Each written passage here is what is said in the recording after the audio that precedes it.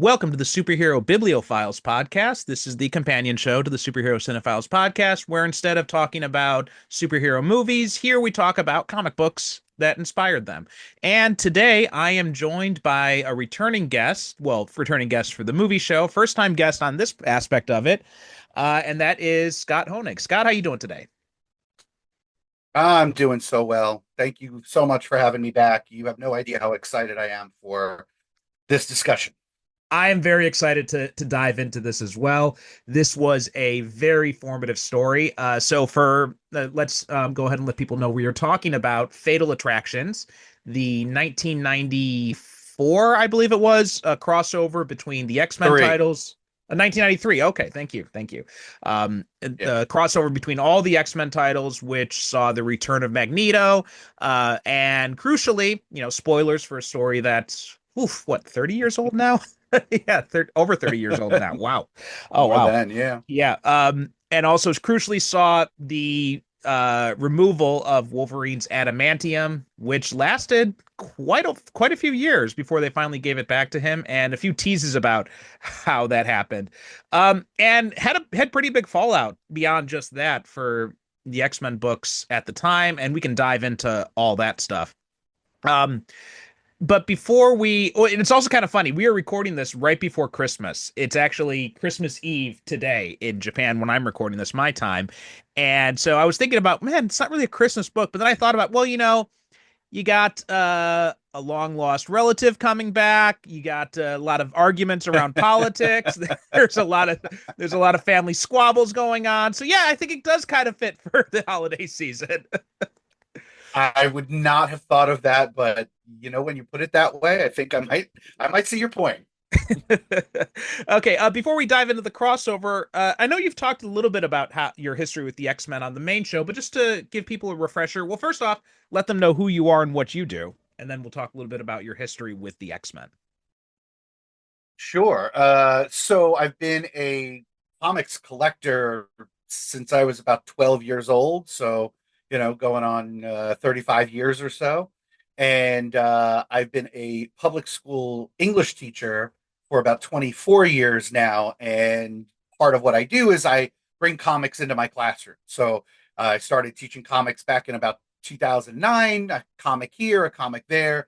And by about 2018 or so, I had my own classes that were structured around comics, which I still teach to this day at both the middle school and high school level. So I'm now steeped in this. And I love the fact that outside of work, I get to talk about it with people literally now from all over the world, yourself obviously included, about the comics that I love. Very cool. And so Yes. my history with the X-Men is, as you alluded to, X-Men was my gateway drug. Back in about 1991 or so, I bought my first comic with my own money, which was Chris Claremont and Jim Lee's X-Men #1. I saw it. I didn't know what it was. I bought it. I read it. I still didn't know what it was, but I wanted to know more. I knew it looked great. I didn't know who these characters were. I had no idea that they had an almost 30-year history at that point. And so I started collecting forwards and backwards at the same time. And so it wasn't that long from when I started collecting that Fatal Attractions entered the picture. And it was one of the first sort of mega crossovers with the X-Men franchise that I had encountered. I had no idea that comics could do this. And I was madly in love.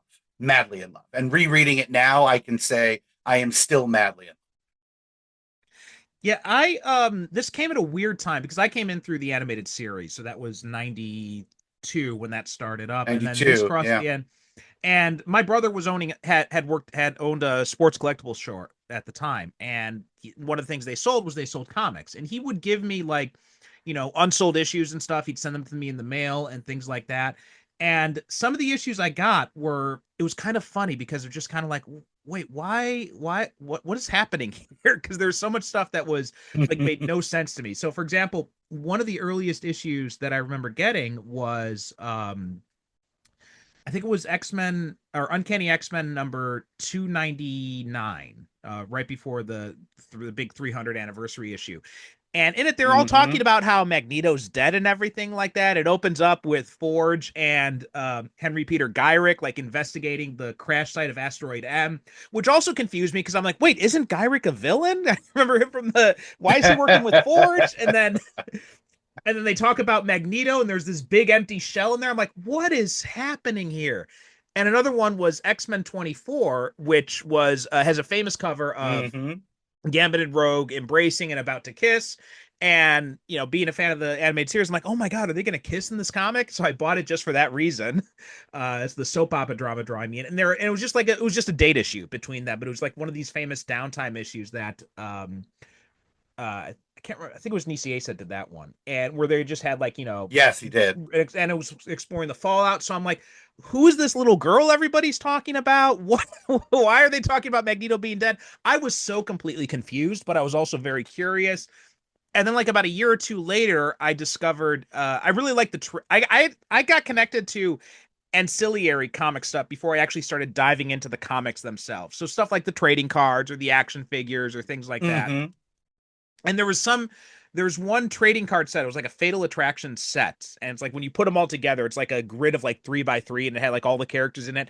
And they talked about Magneto taking the adamantium out of Wolverine's body. I'm like, what is happening? What is going on here?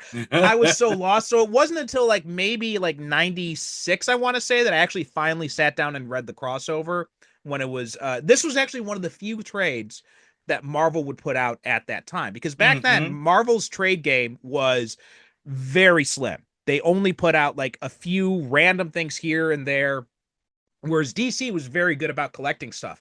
Ironically, now it's flipped because Marvel is very, very good at Yes, it collecting is. stuff, and now DC is like, there's so much DC stuff from like the 90s, especially, that's just completely out of print.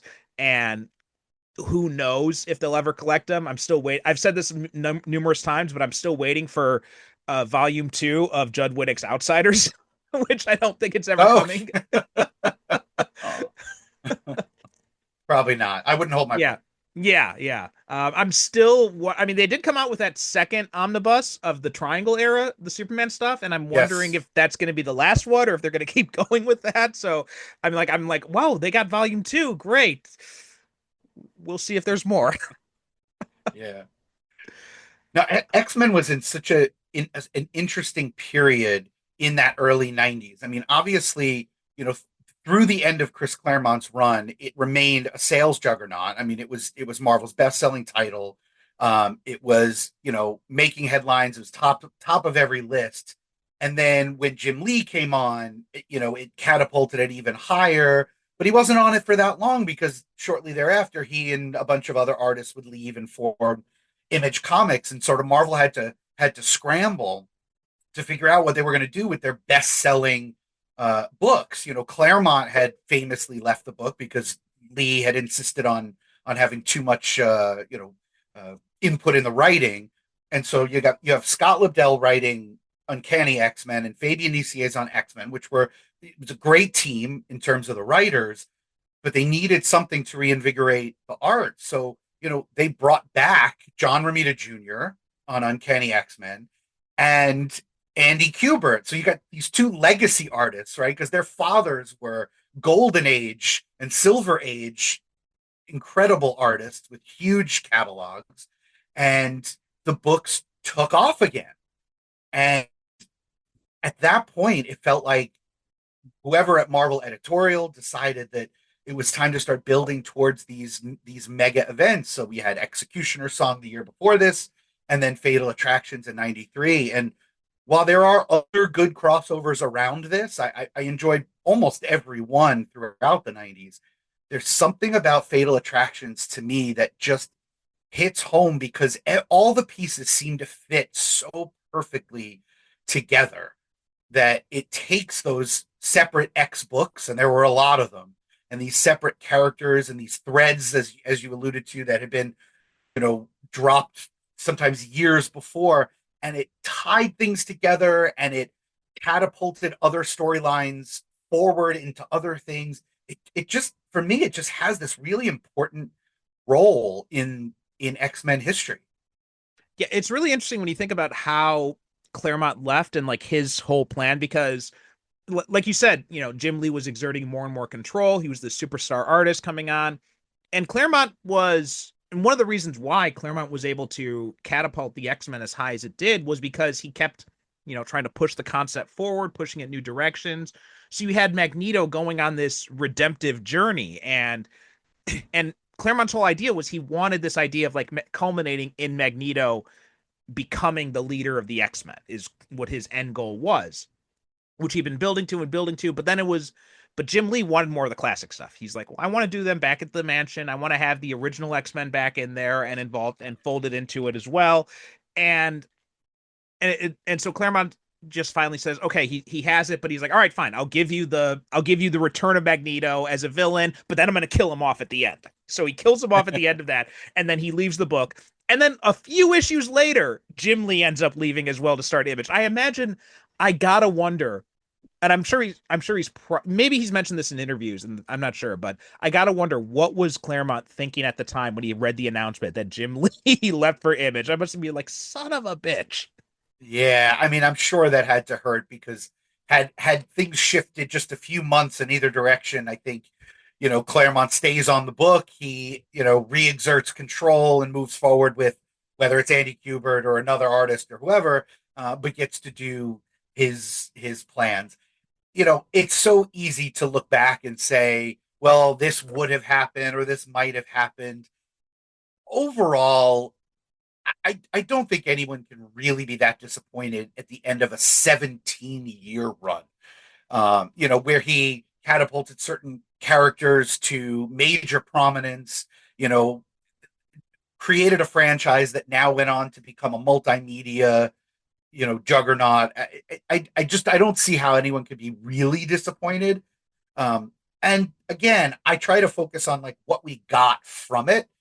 Is it disappointing that we didn't fully get to see Magneto in charge of the X-Men? Yeah, a little bit, but I also think that for me, who was a new reader of the X-Men, I think I would have had a harder time getting into it if Magneto were the leader of the X-Men, especially because, like you, I was very big into the animated series, and it would have conflicted so harshly with the way the characters portrayed there and the way the X-Men were portrayed as a school, and many of the originals were in it, and Professor X is their teacher and mentor, and it just the comics and the show kind of felt synergistic in a way that I think really helped people my age at the time translate their fandom from the show into the comics because as we've seen in recent years with this glut of superhero movies, it's not a given that it will translate into comic sales and creating new comics fans.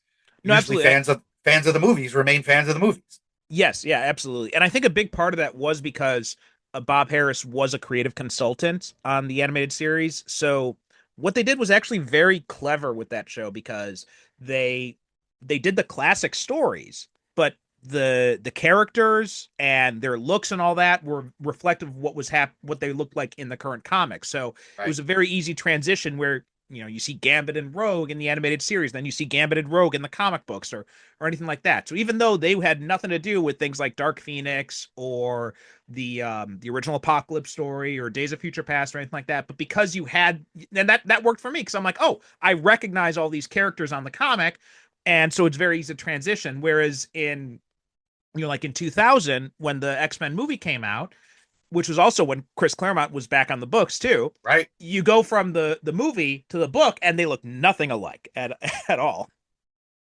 That's right. So I think you're right that the show gave us the Jim Lee designs of the costumes and the characters, and it gave us classic stories that you know blended pretty well. You know, it totally worked for me. It totally worked for me, and that's I think each fandom, the fact that I got into the comics and then I got into the show, and the show would send me back to the comics, and the comics would send me back to the show, and it each one sort of fed the other fandom, and I grew with all of it. And now, I mean, you can see on the video, like a lot of the shelf space behind me is taken up by X-Men memorabilia and books and things like that. I mean, this really is my true love is X-Men. And I've Yes. never gotten to talk X-Men on a podcast before. So I'm extra excited that you invited me on to do this. Yes, very, very, very cool to have all that. Now, as I mentioned, it has been collected a few different times.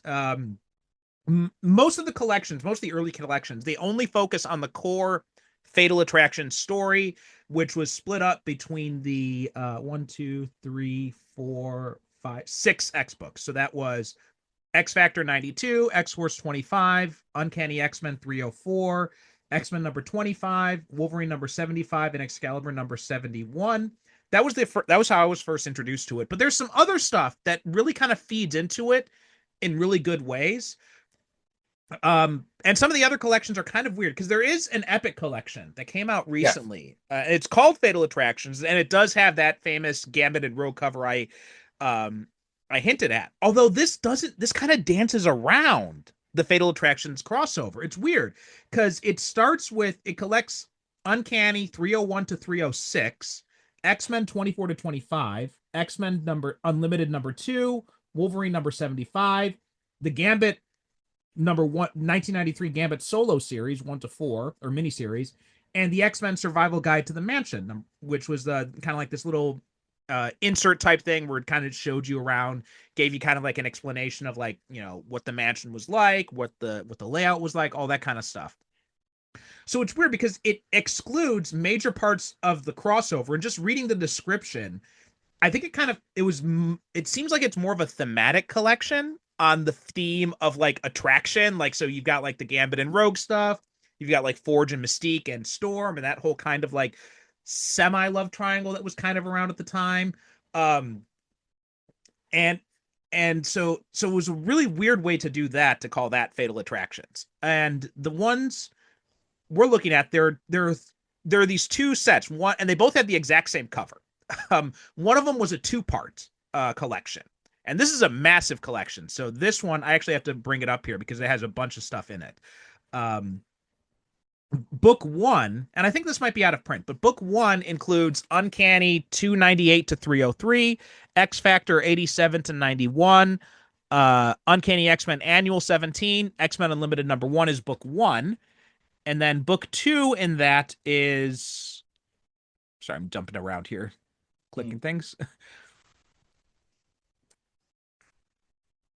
And book two in this is mostly the Fatal Attractions crossover proper. So it's X Factor 92, X Force 25, Uncanny 304 to 305, and 315, X Men Unlimited number 2, X Men 25, Wolverine 75, and Excalibur number 71.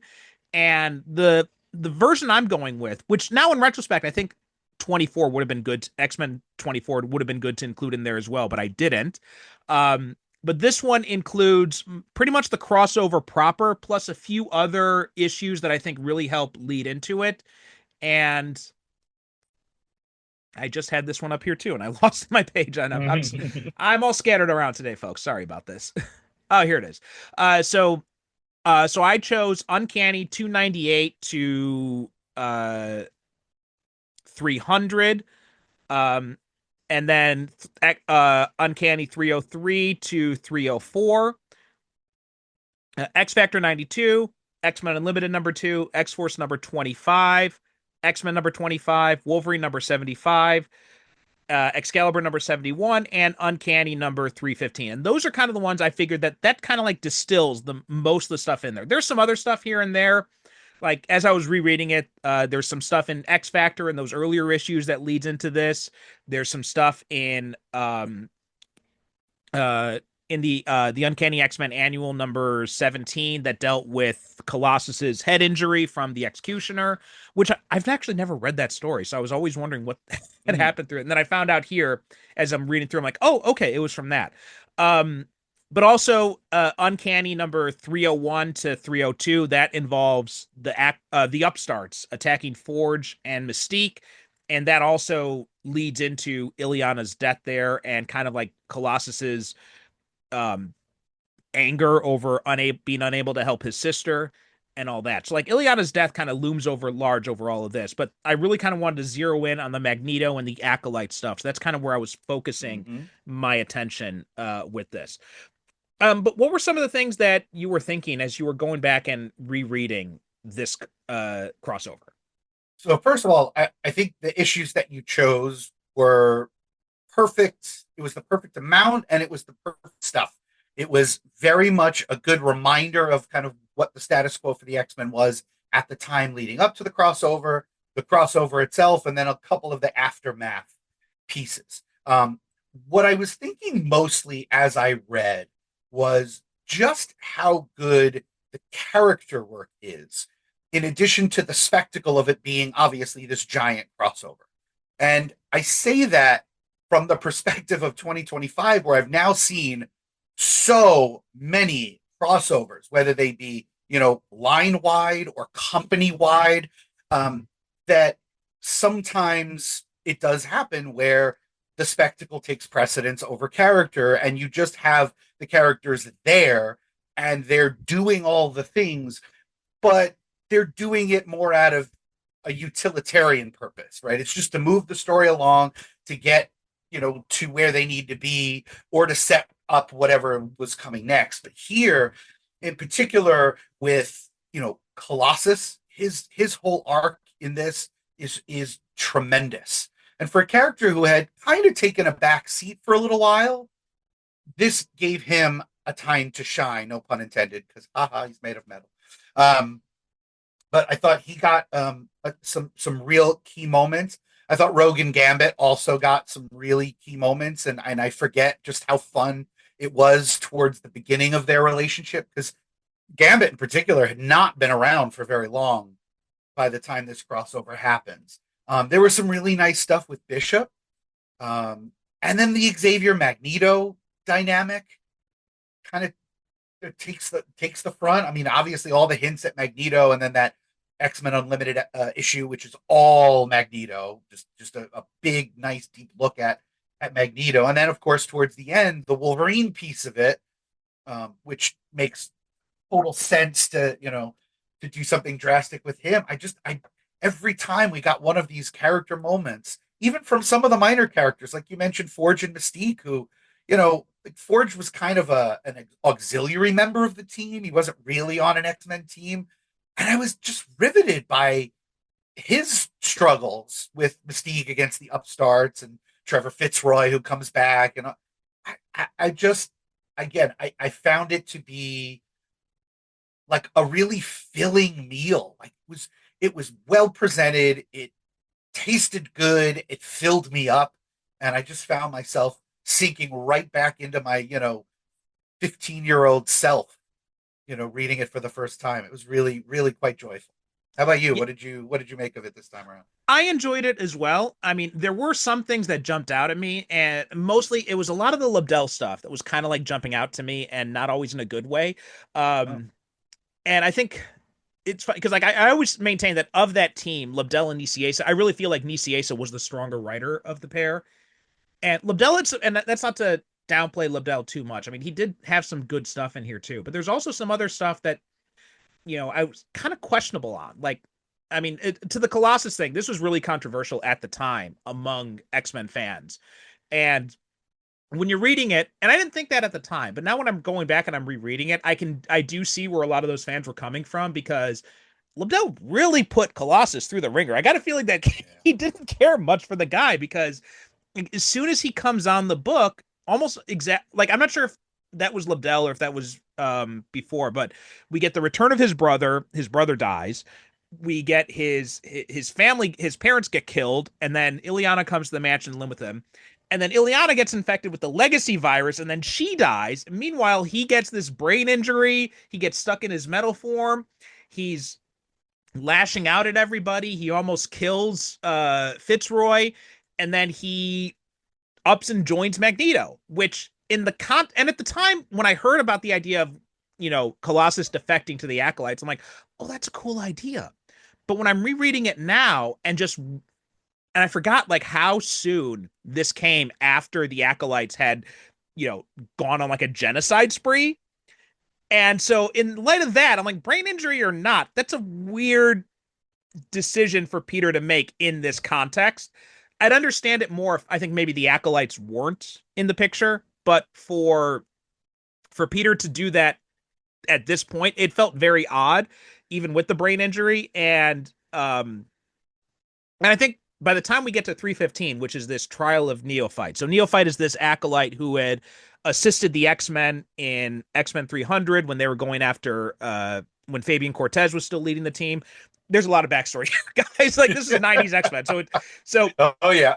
at when Magneto came back in that X-Men number 1 to 3, Claremont's final story of his original run, there were a bunch of um there was a bunch of new mutants that he introduced and called the Acolytes. And these were characters who basically worshipped Magneto as kind of like a god type figure or like a mutant messiah. And Cortez was taking advantage of this, and he had used his powers to he was using his powers to he has the power to like enhance another mutant's ability, but it basically kind of like burns them out and they soon start getting addicted to him. And Cortez is basically responsible for killing Magneto, and then he took over the Acolytes after that. And this was all part of some game where you had a bunch of these bored, wealthy mutants called the Upstarts, and this is part of what factors into X-Men Uncanny 299 is the whole Upstarts thing. So you had like Shinobi Shaw, who killed his father Sebastian Shaw. You had Fitzroy, who had killed the Hellions. You also had Graydon Creed, mysteriously part of it, who's the son of Sabretooth. Although I'm not sure how much that was known at the time. I can't remember when exactly the Sabretooth limited series happened around here.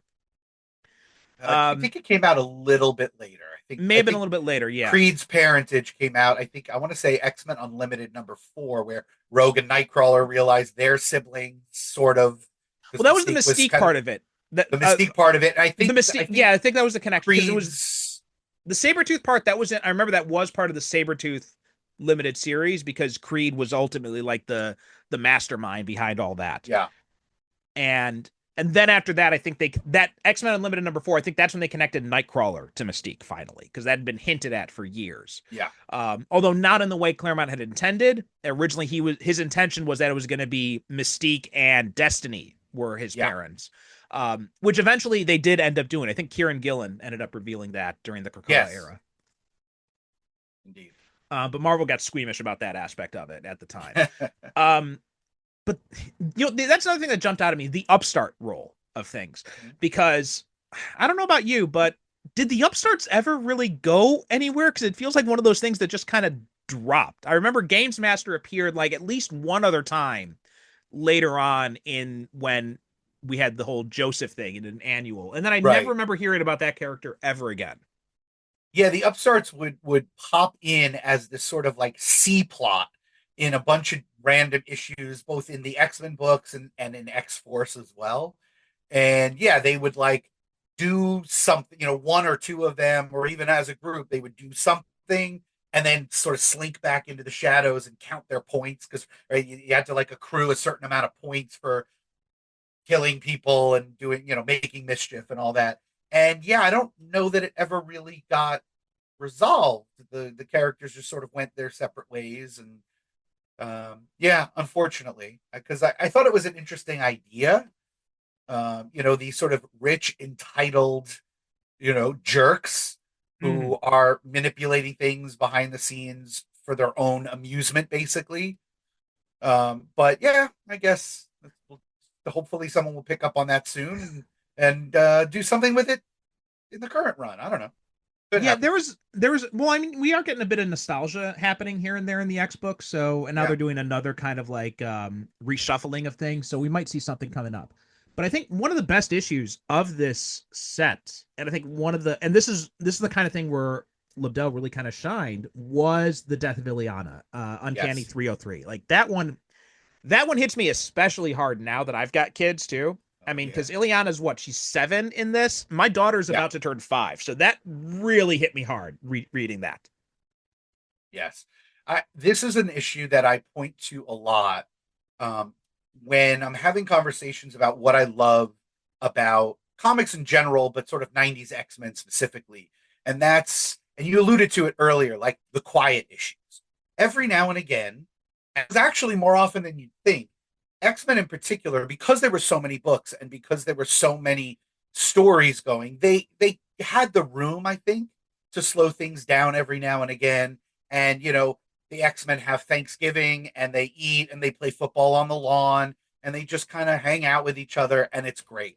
Or an issue, where Xavier's going kind of deep into his mind, and looking back at his relationship with Amelia Vogt, one of the acolytes, those kinds of things. And the Ileana issue is so important in sort of making that trend successful, because nothing happens in this issue. There are no fights. The X-Men return from a battle, but there's no spectacle.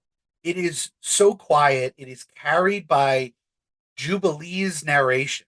And I thought that was an inspired choice. And she might not seem on the surface to be the right choice, considering that by her own admission, she never really had a relationship with Ileana. Ileana was a teenager in the New Mutants as Magic before Jubilee entered the scene. And by the time Jubilee was an X-Man, Ileana had been reduced to her child self and was living back in Russia with her parents. Right. And when And she so, came to the mansion, Jubilee's 14 and she's got no time for like, a girl who's half her age, of who also course, right, can't even speak English. who can't speak English, right? Because she lost her ability to speak English. So, the fact that we get, Kitty Pryde coming back to the mansion, on leave from Excalibur, that would make sense because Kitty and Ileana, when they were both teenagers, were best friends. Um, so Kitty might have seemed maybe a more obvious choice, but again, Kitty wasn't an active member of the X-Men proper at this point. So it would have been jarring, I think. I didn't know who she was when she showed up, because I wasn't reading Excalibur yet. I was just reading the X-Men, 2 X-Men books. So I think Jubilee seems like the perfect person to comment sort of objectively about this kid that she doesn't really feel anything for until the very end, and to have Jean as almost like a social worker or therapist who kind of Mhm. guides her through it as a mother figure. It's just beautifully done. The fact that Colossus's reaction to the news when he returns from a mission is silence. He sort of turns around, leans on the bottom of the Blackbird, and doesn't say anything. Mhm. And I thought that was really powerful. And the fact that we got all this also through a guest artist, someone who did a small handful of fill-in issues in this era, this guy named Richard Bennett, who hasn't really done anything that I know since. And I love his work. It was such a nice departure from the usual, the Andy Kubert and the John Romita Jr., both of whom I love, but this felt different. It felt softer. It felt more personal. And I thought the art choice and the narrator choice, all those choices were just so good. Yeah, there's been a lot made about Romita's artwork in recent years and like how, and there's a lot of debate over the quality of his work these days, but back then I loved his work but I don't think, and he was the regular artist on Uncanny at the time. If he had Yeah, done this issue, I don't think it would have worked as well. And he's great at like that action, the spectacle and all that, but I feel like his maybe not as good on like the emotional type of stuff. So I'm not sure if it would have rang as true if he had done the artwork. On the Kitty thing too, it was interesting because the only thing I knew about Kitty at this time period when I first was exposed to this was from the Pride of the X-Men oh right. attempt, the animated pilot that was attempted. That was the only time I'd ever seen anything with Kitty because surprisingly, despite her long history with the X-Men, she was never in X-Men 92. And even when they brought it back in Yeah, 97, she still never made appearance. Not even like, I don't even think even like as a cameo, like in the background characters. I never remember seeing her once throughout the entire run of that show, no, which is very weird because they had all sorts of characters appear in the background of stuff, but they never had her appear like even once. And I could never figure out why. I It can was a take a very, stab at it. okay. I think the reason why is because Jubilee fills a similar role in the X-Men when she arrived that Kitty served when she first arrived. You know, the Pride of the X-Men is Kitty arrives, at the X-Men for the first time, and she's shown the ropes, right? She's the point of view character through whom we learn what the X-Men is, who all the individual characters are, why they do what they do, and all that stuff. And Jubilee is that in the X-Men animated series. And so I think to have Kitty show up, even as a cameo, might have taken a little bit away because they fill a similar role, and the show clearly wanted to go the Jubilee route because, as you mentioned before, she was the young, Wolverine's the Mhm. Wolverine's young female sidekick trope at that particular time. Well, I understand that part of it and why Kitty never had like a substantive appearance, but even like as a background character, like in the crowd shots or anything like that, even that kind of surprised me. Is like they never decided to just throw her in as a little Easter egg. Because they had Deadpool in there at a time when nobody cared about Deadpool. That is true. um, Even Black Panther made a cameo appearance at a time when nobody really cared about Black Panther either. So I thought that As was, as did Captain Britain, who was on yeah, Captain Britain Excalibur too. with Yes. Kitty. Yeah, So it was a very strange omission, I thought. yeah. So I was surprised when they were talking about Kitty as being like this seasoned member of the X-Men. Like, what? Really? I had no idea about Yeah, any of this because she yeah. was gone throughout almost the entire 90s off in Excalibur, like you said. Also, too, and I think Jubilee really suffered in the animated series because they tried to give her Kitty's personality when Kitty was a young kid. And when I go back and I reread those old Claremont Burn stuff, honestly, I don't like young Kitty. Oh no.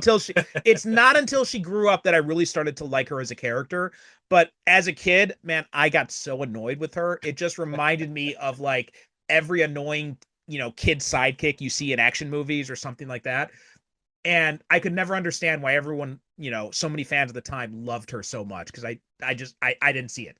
But Yeah. Jubilee, and I hated Jubilee in the animated series for the same reason because Oh she had wow. that same personality.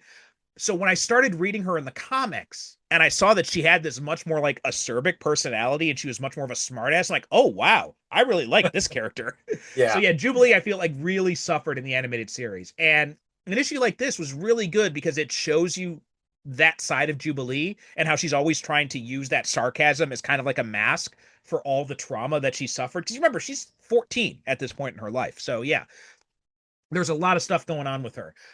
Kitty's age was also kind of interesting too because here she's like 17 or something, and then later on, when Ellis did Excalibur, he explicitly said that she was 19 so that he could justify her and Pete Wisdom having a sexual relationship.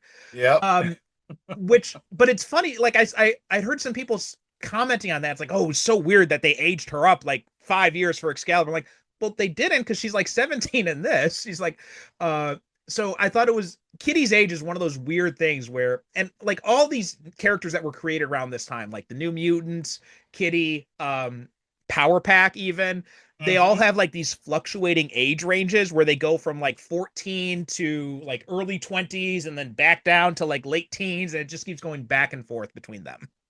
Yeah, it Um, seems like when a new writer comes on the book or the property, they want to do their version of the characters, and if they prefer them younger, they skew them down, and if they yeah, like them older, then they skew them up. yeah. But we're gonna take a quick break and then we'll come back and we'll talk more about this. We all love superhero movies and TV shows, but what about the comics that inspired them? Marvel, DC, Image, and more have provided the template for the movies and shows we all enjoy watching, and it's important to honor that tradition by buying and reading comic books. Superhero Cinephiles is proud to be an affiliate of mycomicshop.com. It began as a small mail-order business operated by junior high school student Buddy Saunders all the way back in 1960, and has been operating on the internet since 1997. My Comic Shop has new releases, value packs, back issues, trade paperbacks, comic art, regular auctions, and a whole lot more, including 35% discounts on pre-orders. You can also sell your own comics or utilize their consignment services. You can even create your own want list of comics you're searching for. To get started, check out our affiliate link in the show notes or on the superherocinephiles.com homepage.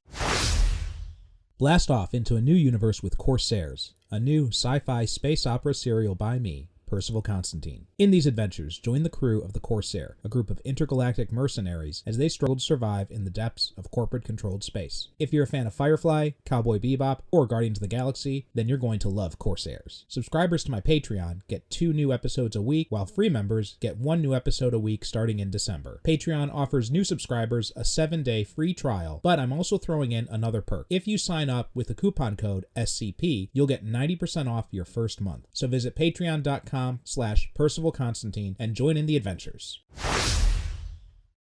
And we're back, still talking about Fatal Attractions. Now let's kind of dive into the Magneto side of things on this, because as you mentioned, Magneto was kind of an interesting place because he had died, he'd come back, and And I thought one of the cool things about this, going back to it, was the Quicksilver side of things, and Quicksilver dealing with his role as Magneto's son, which, and a lot of talk has been, obviously they've retconned that in the comics, which was originally a retcon to begin with, and which is kind of disappointing because I've always felt that Wanda works best with the Avengers, but every time I go back and I read like the X Factor stuff or that time in the post Onslaught era when Quicksilver was living at the mansion. I mean, I honestly I feel like Quicksilver being Magneto's son and him being involved with the X-Men so closely, it really adds a lot more to his character. Even more than it does to Wanda. Like Wanda being Magneto's daughter doesn't really add a whole lot to it, but Quicksilver being Magneto's son, it's always added a whole lot of dimension to his character, and it's made it very interesting, especially given like how hot-headed he is and all that, and the arrogance, like even the fact that he physically even kind of resembles Magneto. All of that, I think it works. The Quicksilver stuff in this, I thought was great. I love the Quicksilver stuff here. I couldn't agree more. And that's one of those places where I say like the character work seems so organic. It's like here you have the X Factor team, Quicksilver is a key member of it. So if you're gonna tie that book into the big line wide crossover, of course you make him the focal character of that issue. And there's so many ways to play this because you have, Fabian Cortez leading the acolytes who, sort of fancies himself the heir apparent to Magneto. And then you have Magneto's actual heir by blood in Quicksilver. And not that, and sort of the irony is that Quicksilver doesn't want that legacy. He doesn't want that crown. And Cortez clearly does. And then you throw Exodus into the mix because this is where Exodus really becomes a thing. And you have sort of three different people in their own way sort of vying for the legacy of Magneto. Then you consider that Quicksilver at this point in his life is, I think, on the outs with Crystal of the Inhumans. They had been married and they're in sort of Splitsville, but they have a daughter together. And Magneto has definitely, made it known that he wants his legacy to continue. And Luna, their daughter, is the sort of next level, which is why Cortez, will go after her and try to get in the next crossover. Of course, there's a X-Men Avengers crossover that happens shortly after Right, this. Blood Ties. Blood Which Ties, right? surprised me immediately after. Like I didn't realize Immediately, that, but it happens immediately after. yeah. This is X-Men 25, X-Men 26 is Blood Ties. Yeah, it's crazy.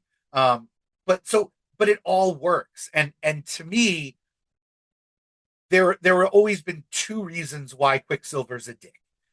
One, Peter David so delightfully explained in that very famous examinations issue of X Factor, where the X Factor members meet with Doc Samson and go through a little bit of therapy. And Quicksilver basically, he says something to the effect of like, if, imagine that everybody in your life is in front of you at the store and they're paying in all nickels. And, like everything is slow. Everything that you could get through something very, very quickly, but other people are slowing you down. And it's like, I get that. I would be so annoyed all the time if that happened. And then you add the layer on it that like he's dealing with the fact that his biological father has committed atrocities, the likes of which very, very few people on Earth have ever experienced. And Quicksilver takes that very seriously and stands against it. And so he's going to have a chip on his shoulder and you're going to see it a lot. So yeah, I loved what they did with Quicksilver. And then oh God, and Joe Quesada drawing that X Factor issue. It's gorgeous. It's just stunning work. Yeah, yeah. Oh, I co-sign all of that. I mean, the PMS, right? One of my favorite lines from when his line, he's like, Val tells me you suffer from PMS. And Quick's like, excuse me, like Pietro Maximoff syndrome. Yeah, but it was such a brilliant explanation. And it's just like, oh my God, yeah, of course. And I think about that every time I think about that issue, I think about the TV show Scrubs and Dr. Cox. And one of them is when he's saying like, if I'm waiting in line at a coffee shop and someone can't decide what they want to order in the 30 minutes it takes for them to get to the counter, I should legally be allowed to kill them. I'm like, yeah, that's Pietro Maximoff syndrome. I totally understand that. Yep, indeed. And that's one of the reasons why, like, whenever I see people talking about Evan Peters as Quicksilver, I'm just like, no, that's not my Quicksilver. My Quicksilver is the PMS version. My Quicksilver Yeah. is Aaron Taylor Johnson is the one who came the closest because he was that hot-headed, arrogant bastard. And I love that about what he did. Even the small little brief stuff we got from him in Age of Ultron, I thought he played Yes. that part of it perfectly. Yeah, ultimately, I think I would love on film something sort of between the two. I loved the visualization of the X-Men franchise's use of Quicksilver's powers. Obviously, Mhm. the Jim Croce time in a bottle scene in Days of Future Past is brilliant. But I did also like the personality of Aaron Taylor Johnson's because you're right, it does match the version we get in the comics a lot better. Now, Magneto's part in this is interesting because this was obviously they're trying to bring him back as a. And it was kind of curious the way they decided to go about it because they're bringing Magneto back as a villain, only to them take him off the board right immediately after. Um, so I thought that was kind of a curious choice, and also some. This was also a weird time because right at this point we'd known that Magneto was a Holocaust survivor. That was something Claremont had introduced. And I guess I think it was Marvel editorial got a little squeamish about the fact that it's like we can't have our, genocidal supervillain be a Jewish survivor of the Holocaust. Like that's Right. we can't have that. So they decided to, and this is where the unlimited issue comes in, where they reveal his name is Eric Lenscher, um, which nobody knew how to spell because they spell it like five different ways Yeah, in just this story arc. different every time. Yeah, and Senyaka as well, one of the Sri Oh yeah. Lankan acolyte. Like sometimes it's Sanyaka, sometimes it's Senyaka, and I with the acolyte, there's also the character Katu, who's because Uh-huh. there's even a joke about this because they never show his powers on page. And in the Excalibur issue, Cyclops even mentions one time, I hope I'm going to see your powers because nobody knew really how to depict them, I guess, or something. So it was a weird thing with that character. Um, but yeah, For so they just as popular as the acolytes were in this period, do you remember that the only action figure they made of any of them was Senyaka? No, there was. I think there was also another. I think there was an Exodus one as well. There was an Exodus figure, but I'm sorry, like the acolytes prop, the ones in like the purple and red Yeah, costumes. I feel like there was one other one too because I feel like I've seen that outfit on one other action figure. But yeah, Sanyaka was definitely. I definitely remember the Sanyaka one. He was definitely one of Yeah, them. I'd have to double check, but I could have sworn there was at least one other acolyte, yeah. but none of the Such an ones odd who were like choice. the more famous ones. None of the ones that people actually know No, about. yeah, No. no Fabian Cortez, no Amelia Vogt, no, but Senyaka is such a weird choice. Although I did have the figure and I did like it, so Well, I mean, it was a cool design. That's the thing. it was. Yeah, with that And headscarf. although it's funny because he's got this such a cool design and he ends up never being used much in the I comics. know, I know. Like he ends up, he's very prominent in that X Factor issue where he Yeah, uses his coils on the nurse, and then yes. but then he gets, shot into a wall by random. And then in the Uncanny issue, uh Wolverine cuts his coil or Yep, that in the 300 issue. Wolverine just cuts through his cable really quick, and then Magneto kills him in the when he appears. Which again, it was weird. It was Senyaka only, and not yeah, any of the other acolytes that he goes after for that.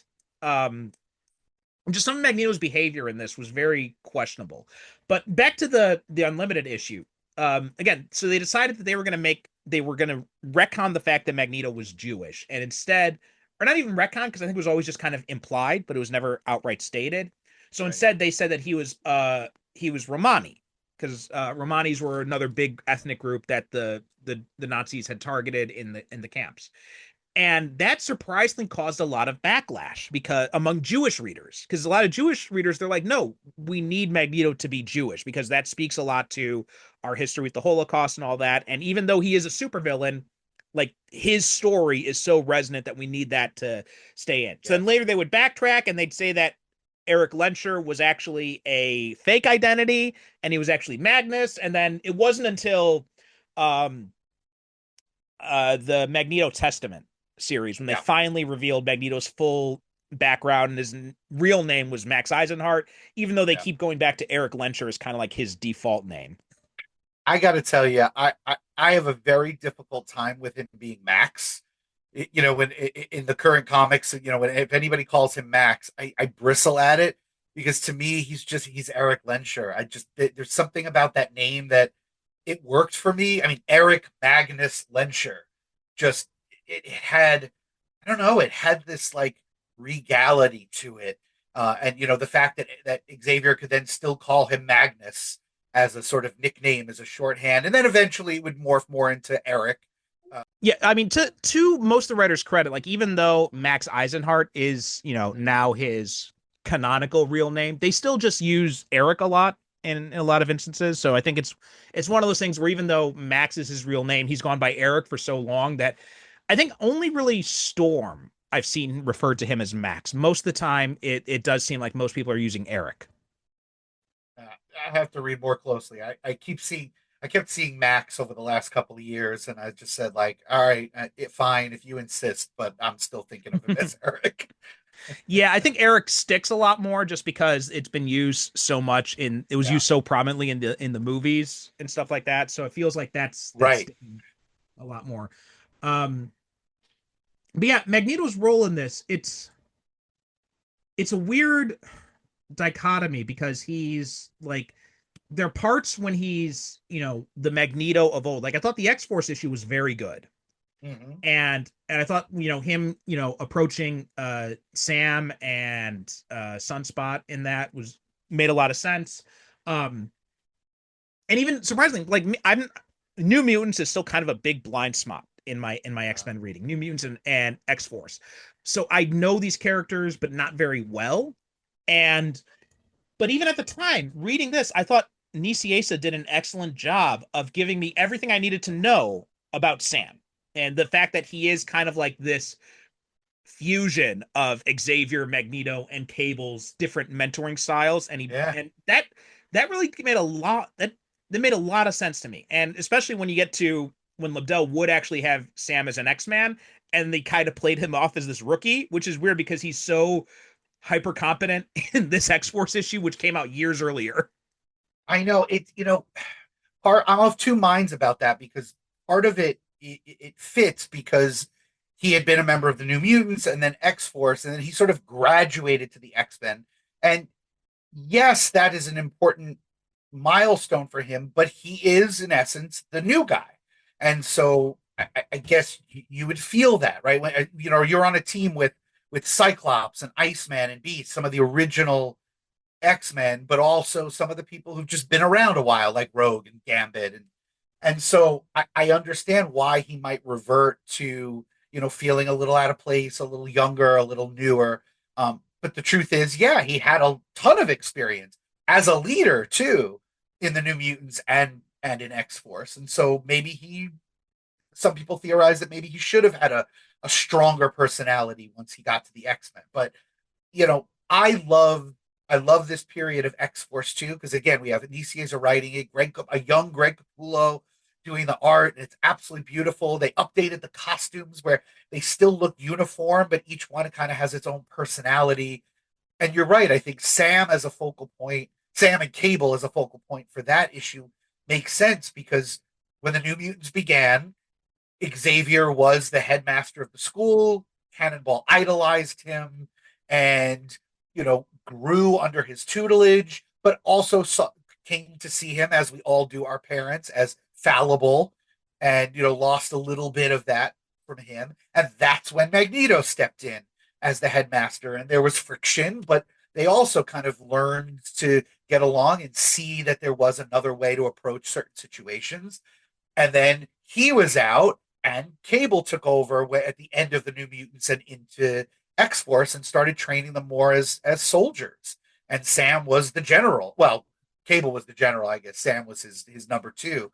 And so yeah, it makes sense. That's another place where I feel like the crossover was so organic because you had these characters on X Force, many of whom were originally New Mutants, who had a positive relationship with Magneto. And now here he comes back as a villain and they have to contend with that. And I can imagine some very mixed feelings about having to do that.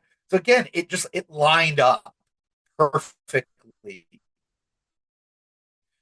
that that was the story that you needed to tell. And of course, the fact that Magneto and Cable get to face off against each other, which I don't think had really happened at all in the past, but the fact that Cable has techno-organic parts means that he's part metal, and that means he's quite Mm. vulnerable to Magneto's abilities. Yeah, and you know it's funny because he gets almost brutalized in like the same way as Wolverine does. Mhm. He bounces back like right away. Like He nobody ever does. talks about what happens to Cable here. Like he pops up in Excalibur and he's like, "Man, that was really bad," and I want revenge now on the Acolytes. Like, all right, Wolverine's He's still like, like a liver, like a mass of clay somewhere. yeah, he looks like a pile of motor oil and car parts when Magneto's done with him. But then, yeah, he makes his return pretty soon. But also too, and I don't remember if this was the first time it came in, but Niciesa actually thinks of an explanation for why he's called Cable, Oh which yes, I don't know if that had ever been done before. And it's just like one of those things where I'm positive Liefeld had no idea about that. His whole idea was just like, oh, Cable sounds like a cool name. That's I'm going to use yeah. that. And and so because he didn't, I don't even think even the future stuff was something that Liefeld had in mind for Cable. I think that was all just came in later because there was even hints of like him being involved in Genosha and other Mhm. stuff like that. And like Liefeld was just like jumping around from place to place as far as who Cable was. And it wasn't until after not Lebdell, after Liefeld left, that Niciesa laid the groundwork for him. And it's funny looking back in retrospect because this was before I think the Cyclops Madeline Pryor thing was established firmly as Cable. Because I know in Oh, that those Executioner's, were his parents. yeah, Yeah, because yeah. Executioner's song, right? It was kind of this idea that it was it was Strife was the actual child, and that Cable might have been the clone. And then here they're talking when Cable's talking about his background, he's saying he's Nathan Dayspring, right? He's not saying Summers. But Right. so I'm not, again, I haven't read this era of X Force or the Cable solo books. So I'm not sure exactly how much of this. I know it wasn't until, like, again, another annual involving the Executioner when Cable and Cyclops actually interact, and there it's like fully revealed. I think that's the first time it's like fully revealed. Um, but here it's kind of like this weird in between point. So it's kind of funny going back and looking back at it now. Um, yeah, no, absolutely. I can't recommend this era of X-Men, really sort of all the X books at this time. And listen, and I say that knowing full well that it gets a really bad rap. I know Oh yeah. that. I'm not naive enough to think that it's that it's better than it is, but I also think sometimes it's unfairly maligned. I think there are a lot more gems in this era than anybody wants to give it credit for. I think the major criticism is that there are just so many books and so many characters, and it gets so convoluted, and that's not untrue. But I Mm-hmm. think if you're able to sift through all, I mean, ideally you're willing to learn all of it, which is kind of what I set out to do when I started reading it back in the day. Was I was like, give me all the books and all the characters, and I will start mentally cataloging them and figuring out who they are, where they've been, and where they're going. But I think if you're willing to do that, the connections are so satisfying that it makes the minor inconsistencies, like let's say the upstarts storyline not being fully followed through on, it makes it so fulfilling, satisfying. Mm-hmm. So yeah, I would definitely recommend. Not even, I mean, New Mutants is great up to a point. I think at the end it sort of loses its way, like you said. Liefeld, for as much as he did, visually on the page, he was an exciting artist, even if not a technically proficient one. Um, he also took a heavy hand in writing, and I Mm-hmm. don't think everything quite works. But once it morphs into X Force and Liefeld leaves the book because he also went to form Image, and Nicieza takes over, and you've got Greg Capullo firmly on the title. There's some really beautiful issues, really stunning work, and the one that we get here is no exception to that. Yeah, no, I agree completely. I think it, and what I've read it as a lot of people saying it's like Niciesa kind of took it back to New Mutants in a way, and it made it much more of like a successor to that book, and made it kind of this book of where it's showing them kind of like finding their way in the world.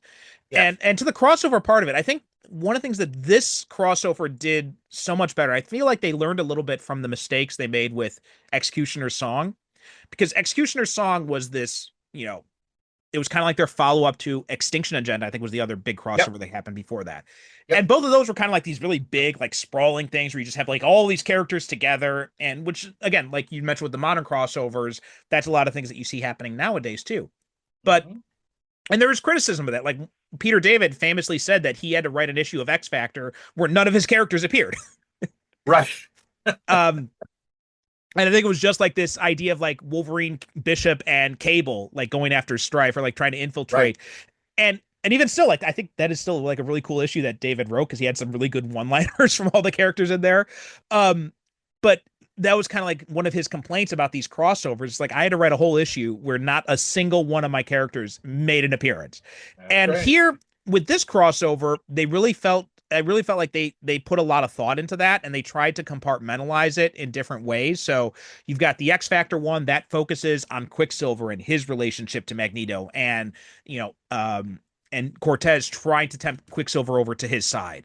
And then you've got the X Force one, which is focused on Cable and Sam and Sam's relationship with Cable and Magneto and both of them, and just like how he's maturing as a leader because of all these influences he's had. Uncanny is all focused on, there's a lot of focus on Xavier, but also a lot of focus on Colossus in that. And Colossus was one of the mainstays of the Uncanny book at that time. So that made a lot of Yes. sense too. X-Men 25, that has, we've got most of the regular cast members in here as part of this strike team, right? You've got Gambit, Wolverine, and Rogue, who are all part of the X-Men's blue team at the time. Cyclops he's the leader of the blue team too at this time. He gets a lot of play in this. Um, but really it's a lot to deal with Wolverine and Rogue really are kind of like and Xavier as well are kind of like the key of that. In Excalibur, you have a lot going on with Kitty and Kurt and Rachel, who are basically the only members of Excalibur at that time because it was a weird place that the book Yeah. was in there. Wolverine, obviously, that's all focused on like him and his struggle with losing the adamantium and his struggle to stay alive, and Xavier trying to keep him together. So yeah, they really did a good job of anchoring each one of these crossover issues into what was happening in the main books, like you said, very organically. No, I absolutely. And once you laid all that groundwork, by the time we get to X-Men 25, which is, the aftermath of Ileana's funeral and Colossus's defection and, all of that, Xavier scrambles a strike team to take the fight to Asteroid M and Magneto. And I've always loved the choices that he made as to which members of the team he wanted, considering that they're on a space station, right? So like Cyclops is a great field leader, but those optic blasts not very practical when you're on a space station, right? So he picks, Gambit and Wolverine for stealth. He picks Rogue because of her personal connection with Magneto, all that Savage Land romance and all that. He picks Quicksilver because of his personal relationship with Magneto as well. And then he and Jean are the telepaths who, have the ability to sort of fight on the astral plane so it doesn't become as much of a physical fight. And that team makes so much sense. And it's made up of, yes, mainstays from the main X-Men book, but also pulling from X Factor and pulling from the other X-Men book. I always loved that team. And it worked so, so well. Yeah, and though I agree. But though in retrospect, the idea of Xavier using this exoskeleton when he knows it takes so much of his energy to power it, and he doesn't really need to be very mobile in this. So I don't. It really. I honestly, I was thinking when I was reading, like, I think you would have been fine in your chair since you're mostly fighting on the psychic plane anyway. Yeah. What wouldn't look as dynamic, him and his Yeah. floating hover, his hover chair while everyone else I is mean, in I those really feel like, cool and I feel like, spacesuits. well, honestly, I feel like Psylocke would probably have been a better fit than Gambit in that case. So that really felt a case like, it's like, well, no, we want Gambit here because of the Rogue Magneto tension. Um, Yes. which was odd, and that was another thing that was kind of a failing of this. Not a failing, but something I wish we had done more of, because we had these different groups of X-Men. I thought Claremont did a good job of this back in that last 3-issue arc he did, where you had this dichotomy where, Magneto understood that Cyclops hated him, right? Cyclops, Oh yeah. they've been at odds since Cyclops was a teenager, so that makes sense. But Wolverine and Storm and Rogue, he had worked alongside them. He had considered Wolverine and Storm his friends. He had Yep. that, whatever it was with Rogue in the Savage Land. Um, so he felt a lot more of a personal connection. And I really feel like we could have done more with like their relationships to Magneto in this, which we don't get a lot. Like there's nothing with Storm and Magneto. And I really feel like Right. that's a relationship that would have been more interesting to go in a little bit into. We get little hints of stuff with Rogue, but it doesn't feel like it feels very unsatisfying, I thought. I think that that's probably a fair criticism. Perhaps it didn't. I mean, now that you're saying it, I see it. It didn't occur to me. I didn't, and it certainly didn't bother me, just because there's already so much going on, obviously, and Mhm. what we get, I feel, is so well done that it sort of blinded me from some of the little minor omissions. So yeah, it never bothered me, but I definitely do think I see your point. Now, what about the decisions they made here to for removing the adamantium and also for Xavier mind wiping Magneto? Because those are two things that and in fact, as I recall, this could be apocryphal, but I seem to recall a story that when they were trying to figure out what to do with Fatal Attractions, Peter David was still technically on X Factor, but he was on his way out. But he was Yeah. still involved in like this meeting when they were talking about, oh, we need Magneto to do something big, and then as a joke, Peter David says, "Why don't you just have Magneto take his adamantium out?" And everyone's like, "Oh my god, that's a great idea!" And Peter David's like, "No, no, that's a stupid idea. No, he'd have no skeleton. He'd just be a lump. He'd just be goo." And then finally, he's like, whatever, do whatever. I'm leaving the book anyway.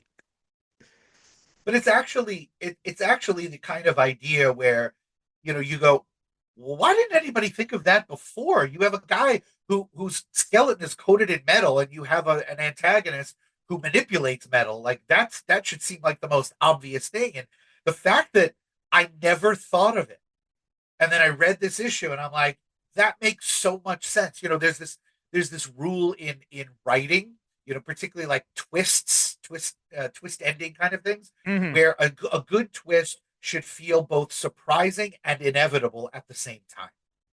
And I feel Yeah. like this really fits that bill, because it was absolutely shocking when I first read it. I mean, this time obviously I knew what was coming, but I still love it. I love the build up to it. I love the actual page.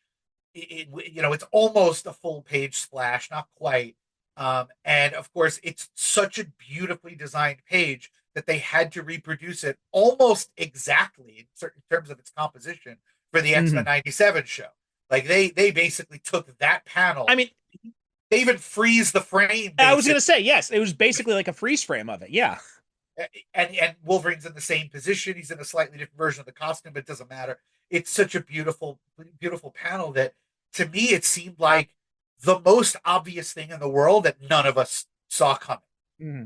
So I loved the fact that his adamantium was ripped out, and I love the elegant solution to the problem that Peter David raised, which is, okay, well, if that's his skeleton, then yeah, he'd be right, a pile of skin on the ground. But as is revealed at the end of the Wolverine issue, which is also a stunningly written and drawn issue, he pops his claws and they're made of bone. So we realize Hmm. that adamantium only coated his skeleton, and the claws were actually part of his powers. They were not implants by Weapon X, as he had once thought. So I had seen some different ideas about this floating around fan communities at the time. So I'm not even sure if they had really known what they were working with at the time here. First off, though, I do to your point about obviously, yeah, this makes sense. He's got a metal skeleton. He's going up against the master of magnetism. It's always kind of funny how every time like Wolverine he charges into Magneto and Magneto like stops him, he throws him away. He's like, how many times do we have to do this? Like, it never works. What are you doing? Um, It's also a curious choice to have the guy with the metal skeleton on your strike team. That is true. But you know, if you're Xavier, how many times have you brought Wolverine into battle with Right. Magneto and this never happened? And you figure like Wolverine is not going to stand on the sidelines too. So that No. aspect of it as well. But uh but that being said, like there is this because he mentions here in the Wolverine issue, right? He says like if I how come I don't remember these claws from before? There were like I remember theories that fans had at the time that well maybe he didn't actually have the claws originally, but because they were the adamantium implants were there for so long that his healing factor just thought that they were naturally part of it, so they just filled it with bone instead. And it was kind of like the one of the fan explanations that was coming up at the time. And then later, um I think it was Claremont who came in and did a mini series that was set in the past, and then Wolverine had the bone claws in that, and that was kind of like, and then from then on, it was kind of like, oh no, he's always had the bone claws. We just Yeah. never saw them Yeah. until now. It was just one of those weird things with in Wolverine's history, very weird history. It's just another one of those things they just kind of like ad hoc in later. Yes. And the Wolverine issue that follows Magneto ripping the adamantium out, it plays on a lot of that. I mean, it is they're not hiding the fact that they're going weird with this because we're kind of part of it is like we're inside Wolverine's very fragile mind as his body is basically coming apart at the seams. Jean is trying to hold him together and at a certain point trying to hold the Blackbird together because the Black Bishop's trying to fly the Blackbird and it is just failing in all kinds of ways. So I love that tension. I love the dual conflict of Wolverine falling apart, the Blackbird falling apart. But like the title page is right out of a Salvador Dali painting. I mean, they go full surrealist, and of course the title of the issue is Nightmare Persist. So you have the persistence of memory that the famous Dali painting and all that. There's a really sort of smart and elegant and beautiful way to do this. And what's even better, I mean, you have longtime Wolverine writer Larry Hama on it, but now you have another legacy artist. You have Adam Kubert, brother of Andy Mm-hmm. Kubert, son of Joe Kubert, who had been on the Wolverine book at this time, who just does another spectacular job of selling all these character moments and the action and the surrealism and the eventual, rescue of Wolverine and Mm-hmm. his body and the reveal of the claws and his departure because he's another one who's going to be apart from the X-Men for a little while after this. And Yeah. Yeah. it's beautifully done. Hama is one of those Hama on Wolverine I have kind of like a mixed relationship with because there's some stuff I really love that he did, and there's other stuff I'm just like, you're why are you doing that? But this is one of the issues where he's definitely singing. And like especially this one of my favorite lines is when he pops his bone claws with in front of Jubilee and he says, I pop him a few times a day, keeps the channel open, and Jubilee's like, oh, Yeah. so it stopped hurting? He's like, nope. Yep. And I think And that that's one of those moments, by the way, that they must have pulled from in that first X-Men movie from 2000, where yeah. a young Rogue, who is basically now the Kitty Jubilee figure, asks him if it hurts, and he says every time. Yeah. I also wonder when Wolverine's letter to Jubilee here, it's got a real sense of finality to it. And it makes me wonder like what was Hama really thinking at the time? Like how long did he expect Wolverine to be gone? Because it's not that long because after this, he's away from the team, but then the Phalanx Covenant that brings him back and then he's pretty much back with the team for good after that. So it does make me wonder like how long was Hama thinking he was going to be off the team because the letter it has like I didn't realize this at the time, but rereading it now, that letter has a real sense of finality to it that it didn't have. It didn't resonate with me the first time I read it. No, same, absolutely. I have a feeling that the aftermath of this had been, decided by the writers and the editors.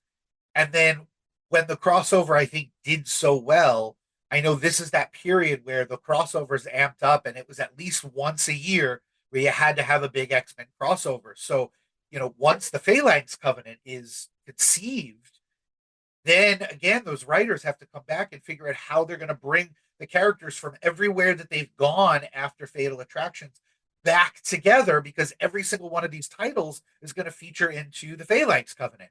And then they're all going to dovetail a year later again in the Legion quest and eventually the Age of Apocalypse, and then they're going to come out of the Age of Apocalypse. Like it just keeps rolling one after another. Because a year after that, we get Onslaught, then we get Operation Zero Tolerance. Then we, I mean, the machine just keeps moving. So I have to assume that Hama probably was under the impression that he'd have a little bit longer to kind of have like a Wolverine on the road, Wolverine loner kind of book.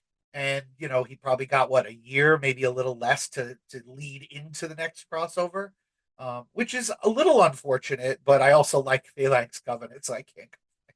Yeah, like it's funny, like up until even Onslaught, I've got a soft spot for. Like I know a lot of people hate Onslaught, but I mean, it's not until Zero Tolerance that I really feel like the crossover is definitely falling apart. But these, and it maybe just a virtue of the fact that these are when I was reading at the time. But yeah, Executioner's Song, Fatal Attractions, Phalanx Covenant, Onslaught, I really kind of dig those. I do have a soft spot for those crossovers. I do too. I do too. I there's something about it, and I think we're seeing this from even people who aren't fans of the comics. I think we saw it as the MCU unfolded over the last, 15, 20 years, where, people watched an Iron Man movie. All right, cool. They saw a Cap movie. All right, interesting. Thor. Okay, neat. And now you bring them together with the Avengers, which is essentially the big, you know, franchise crossover, and people went nuts. And then the titles sort of went out into their individual places. You had another Iron Man movie and another Cap and another Thor and a few of the, and then Age of Ultron comes together and it's another crossover, and people went nuts. And I think that structure was borrowing a lot from what Marvel was doing with X-Men at this time, because the books would go their own way for about a year, then they would come back and dovetail in, and again, to varying degrees of success and satisfaction.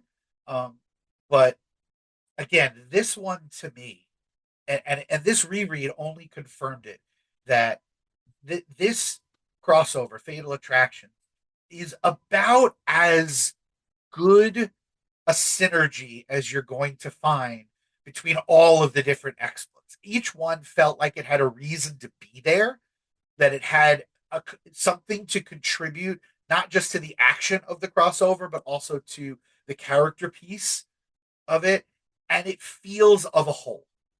Yeah. It doesn't feel fractured in the way that other ones feel. And then also we get to the one of the final parts of this crossover, the final part of the main crossover, and this is the Excalibur issue. What did you think of this? I thought the Kitty and Peter stuff I thought was really good. I thought Kitty was really on point in this issue, and I think this was the best that I think Lobdell had really made use of Peter's brain damage. Where in the other issues it wasn't coming through as clear, but here I thought it really did a good job of coming through. And then of course we had the Cable stuff. We had the with Rachel. We had the Rachel and Jean stuff. I mean, there's a lot of stuff crammed into this issue. What did you think of this one? There's a lot, and look, if you were reading Excalibur, this does not read like a typical Excalibur issue. But as you said, also Excalibur is in a very weird place at this time. With Captain Britain was gone because he and Rachel had earlier sort of swapped. Like she was sent into the far future, and now she came back, and he's in the far future, and 75 a few issues later will sort of resolve that. But it's in a weird place, which is why I think they did a smart thing in focusing on Kitty as the sort of centerpiece, because the X-Men are not going to just allow Colossus to defect. They're going to do what they can to try to bring him back. They're not going to force him, but if they have to trick him a little bit, or play to his emotions, play to his romantic feelings for Kitty, they will. And I like the fact that the X-Men go to Muir Island, where Excalibur is based. I felt like some of the things that weren't the Kitty and Colossus stuff were maybe a little bit extraneous, but it did make sense to have a Cable Rachel connection because they are essentially siblings. Hmm. and to have Scott and Jean present on your aisle while that happened. You have the sort of the whole family unit there, which makes sense. I don't think you could get rid of Kurt because he's the leader of Excalibur. He should be there. And Moira, of course, Moira and Charles are there. So it makes sense that they're all trying to persuade Colossus to come back. They're kind of using Kitty. It it all felt to me like I understand why you have to do this, but I was really uncomfortable ethically with what they were doing. It just Yeah. felt so underhanded and so disrespectful to somebody you supposedly love to try to trick him into coming back that I felt icky after it, and I actually kind of applauded him for not falling for it and leaving with the acolytes again. Hmm. Yeah, I thought the same thing. And this is this period where after Xavier had crossed that line where he started doing a lot more questionable things, which unfortunately was later explained away by Magneto's darkness infecting Xavier, which Right. I still maintain is bullshit. Like Yeah, the I little hated hate that goblin, the yeah, little hate God, I hated goblin that that. jumps into Xavier. I hated that so much. And like Mark Waid had said, like his original intention when he was leading up to Onslaught, because he was writing the X-Men book at the time, was he's like, no, this was always supposed to be like Xavier just continuing to push his compromise more and more until he went too far. And I thought that worked so much better. Um, and this also plays into a theory I had about Xavier that came through.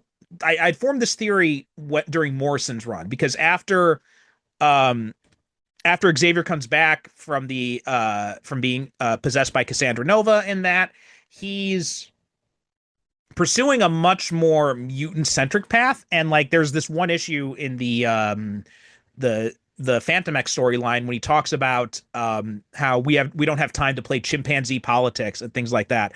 And I remember at the time thinking like, oh, I think I kind of get it. Like what's happening is when he doesn't have Magneto as that opposite of him, as kind of like that signpost of like, okay, that's too far. He's compromising more and more, and I really kind of like that thesis of Xavier, um, as someone who, if he doesn't have Magneto as a check, that he is going to push a little bit more and push a little bit more and push a little bit more. So that was kind of like my theory about why he does this here. Although I wish we'd seen more pushback from Scott and Jean. And this is why I really feel like there's a little bit too much happening in this. Like I think Yeah, yeah.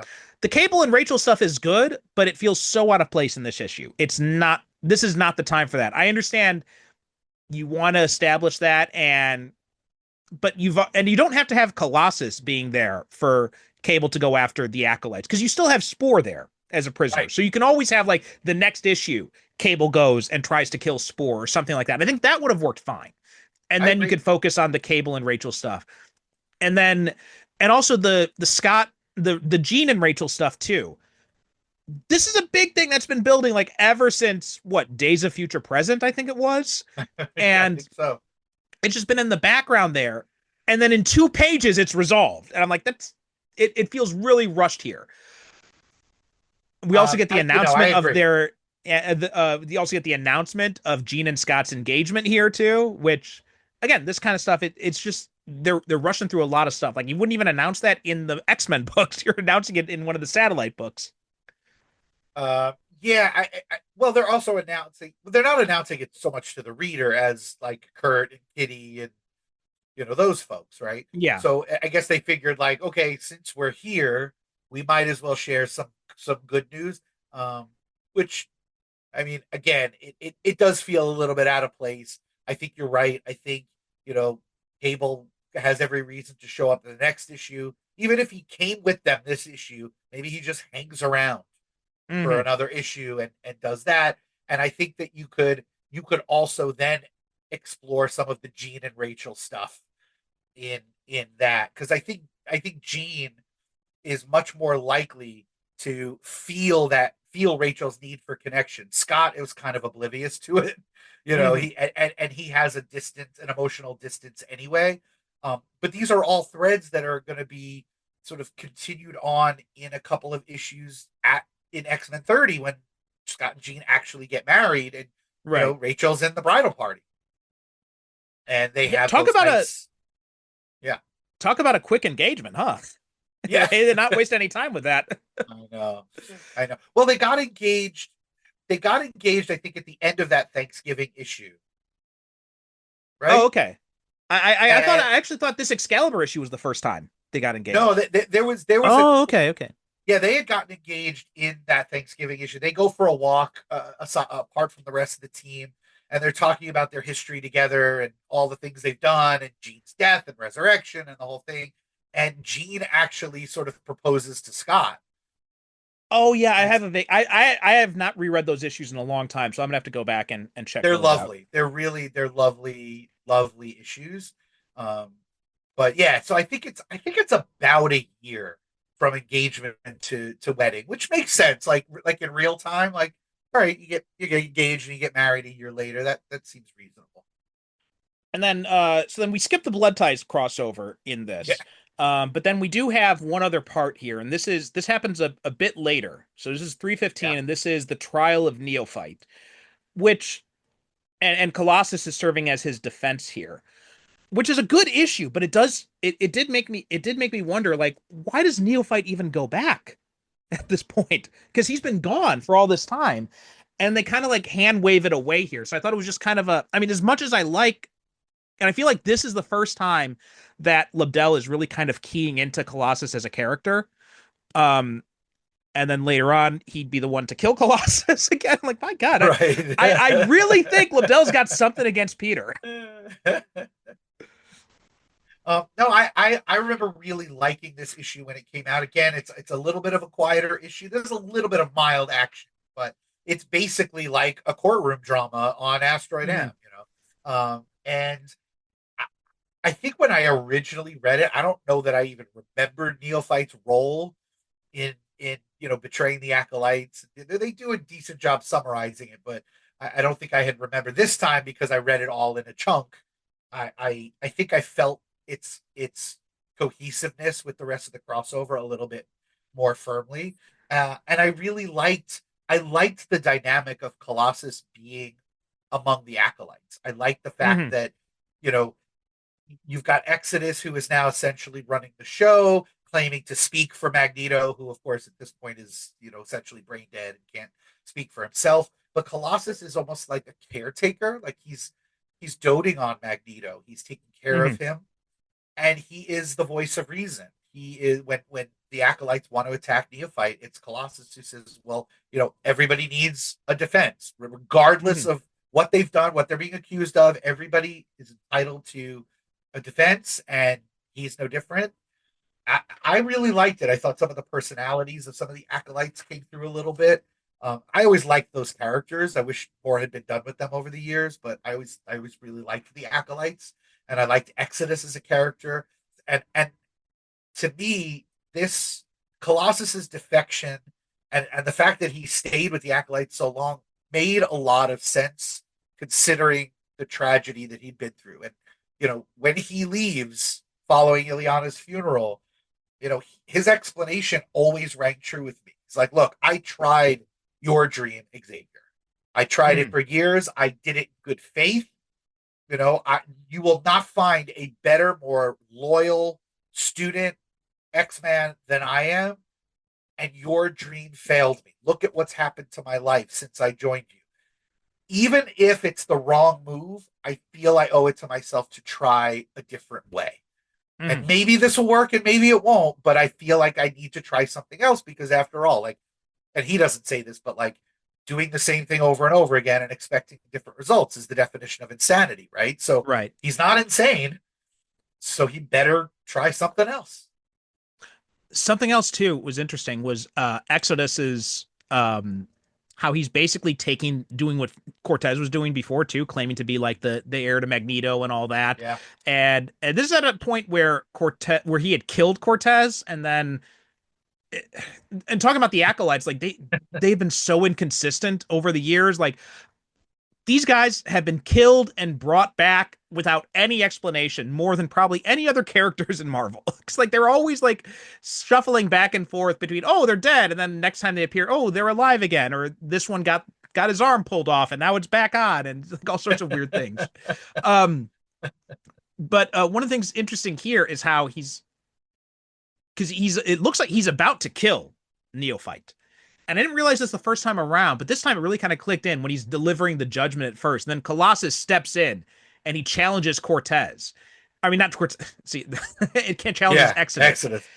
And then Exodus says like, "Oh, well, you cut me off before I finished. I'm actually what I meant was he's actually going to be kicked off of Avalon." It's like, yeah, no. Right, but so that alone, I think, justifies Colossus's place with the acolytes, because even if, and we know Exodus probably would have had Neophyte killed Mhm. had somebody not stopped him. So the fact that this felt more like justice rather than vengeance or retribution. All right, fine. He betrayed the team. You want to send him out off the team? That makes sense. The Mhm. punishment's the crime. Murder does not seem like a punishment befitting somebody who just did what he felt was right, even if it went against his team. Now, do you think they really mind the idea of Colossus joining Magneto properly? Because it's a few years after this when during Ellis's run on, well, actually, it was before that. It was like he after the fall of Avalon, he's kind of with Callisto for a brief minute, and Right. then he comes back to the X-Men when they face off against Gene Nation, and I think pretty much after that he pops up and he joins Excalibur. He does, Um, yeah. do you think that they had done a good enough job mining the idea of Magneto with the acolytes, or even the acolytes in general, following this? Um, we get a lot of them all at once, and then we get almost nothing of them after that. So no, I don't necessarily think we got enough. Like the issues we started with, right? The 290 Uncanny 298 to 300 is a big acolyte story that fleshes out some of those characters, their dynamics, their powers, and all that. Then they play this role in Fatal Attractions and the aftermath. Um, we have this issue 315, which was actually a few years later, and then the Fall of Avalon, which was just following Age of Apocalypse. So it's like 3 years, not even really, 2.5 years, where we get a lot of acolytes and then virtually nothing ever again. So no, I think more could have been done. I think it was an interesting concept. I think Colossus's role with them could have borne more fruit. Um, but I also really like him on Excalibur. I think that to me makes a lot of sense, right? It's not a core X team, right? They're not even on the same continent. So to me, yeah, that fit.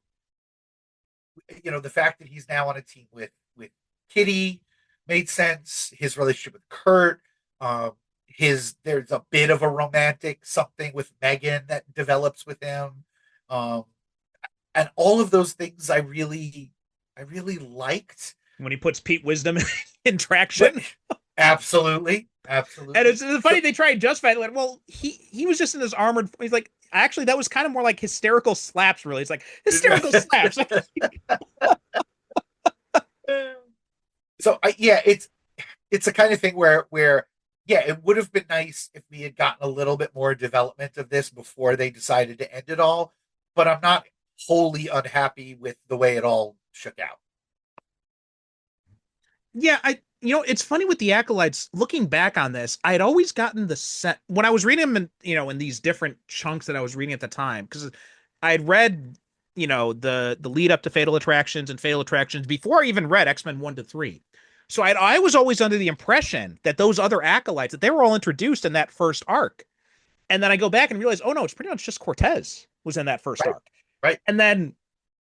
and I thought, well, there must have been something else between X-Men #3 and Uncanny 298 when they had introduced these other acolytes. But no, they pretty much just all appear in this chunk.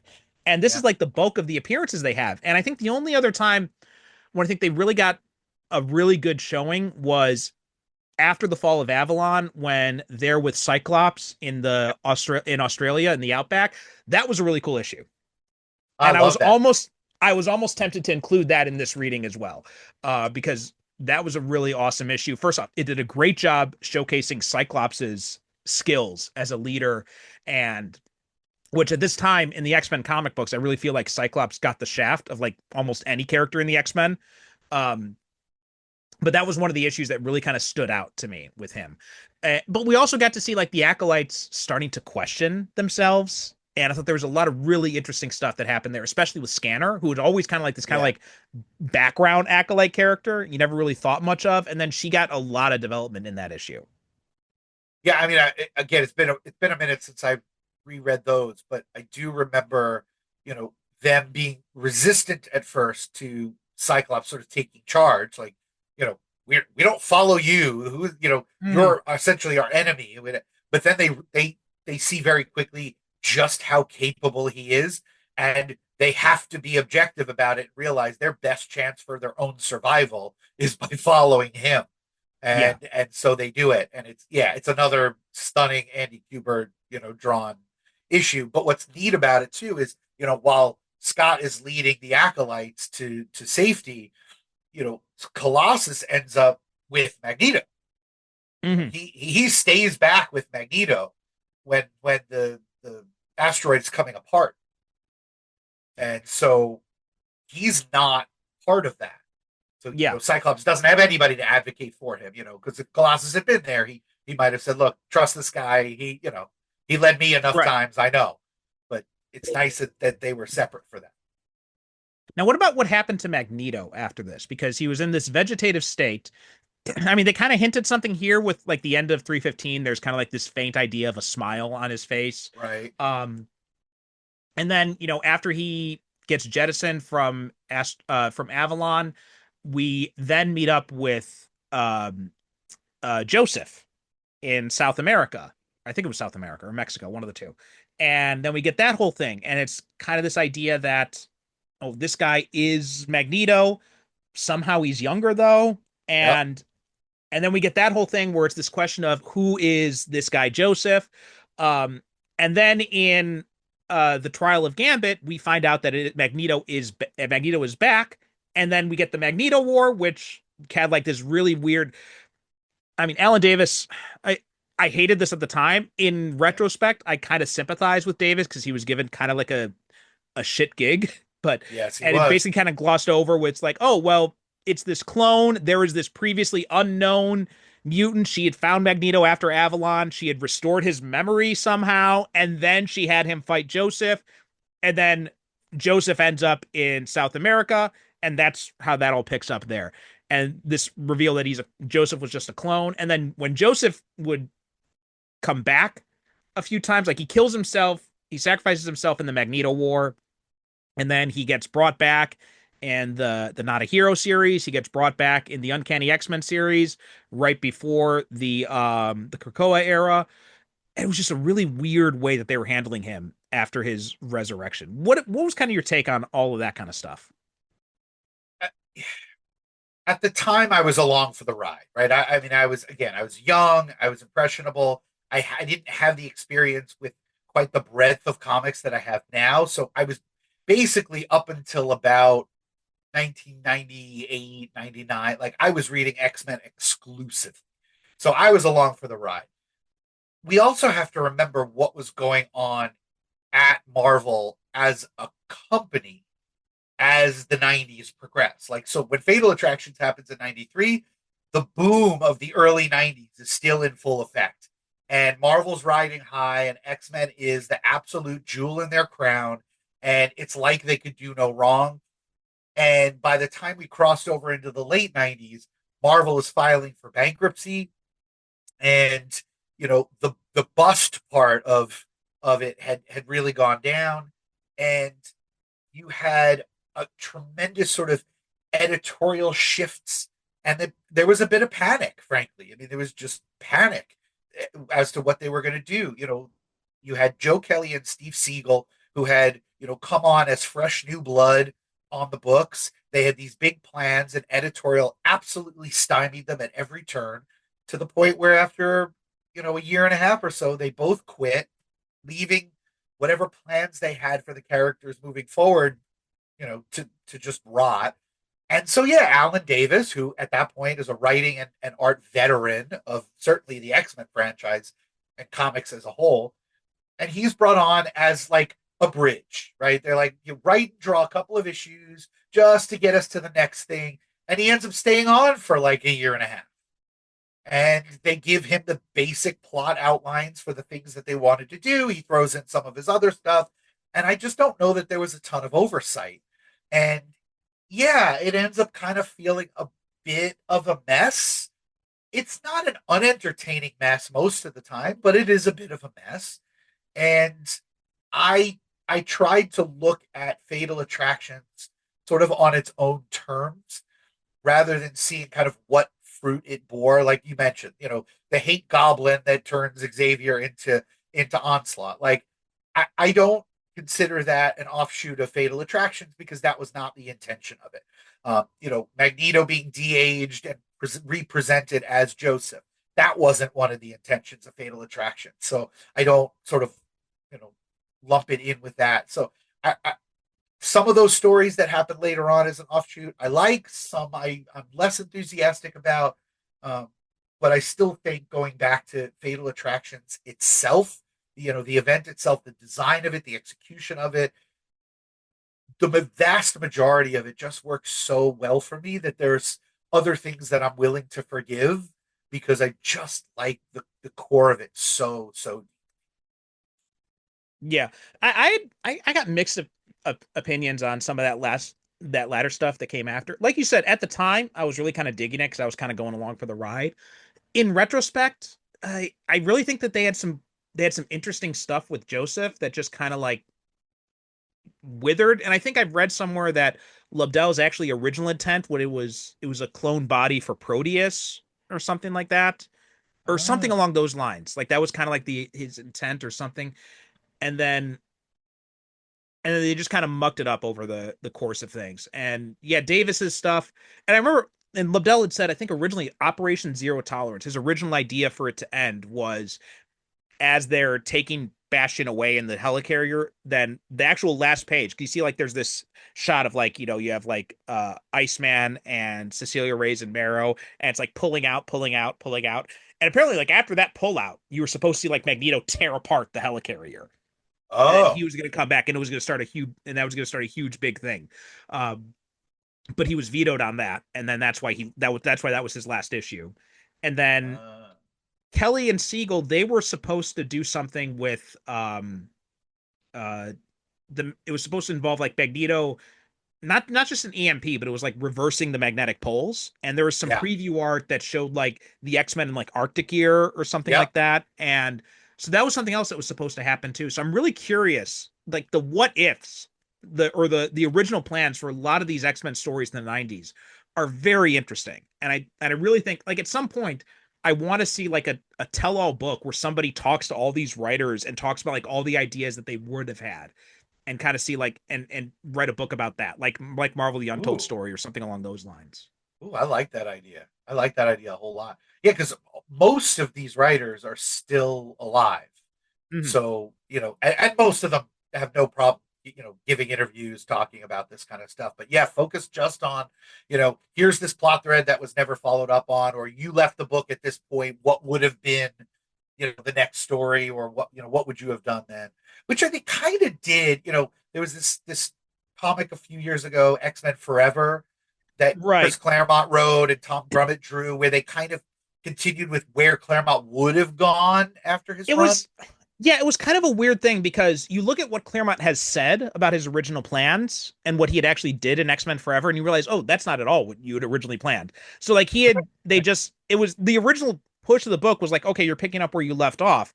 But then he just basically told his own stories anyway. So it wasn't even I think the only idea that came back from that original thing was the idea that Wolverine was dead. But even then, Uh-huh. he was going to have like Wolverine resurrected as like the Hand's chief assassin. But I think Millar had kind of already done that with Enemy of the State anyway. So Right. I guess probably they're like, maybe let's not do that. Um, Right. so, and also he said like Gambit was supposed to have been like a traitor, actually been a traitor to the X-Men, and then he didn't do that at all in there. Yeah, X-Men Forever was a weird book. It was a It very was a weird book. weird it was a weird book. It was definitely a weird book. But, it did sort of, I guess, scratch that itch to some extent. I know we're actually getting fairly soon collected editions of this like basically fan made comic that John Byrne did on his own Oh website yeah, yeah. called I've heard about X that. Men Yeah. Elsewhere. You know, where he basically drew like 36 issues of X-Men comics that picked up after he left the book back in the 80s, and, you know, continues the story, which I think is much more similar to what he Hmm. actually wanted to do with the book. But yeah, I like that idea of you know, asking these creators kind of where they would have gone or where they want to go after their time had ended. We did have the X-Men Legends series a few years back, Yes. which did a little Yes. bit like that. Finally picked up Niciase's idea of Adam X being related to the Summers. Yeah, the third Um, Summers brother. yeah, yeah. Even though he technically was not a Summers, Right. so that still allows for the whole Vulcan thing to resolve that third Summers brother thing.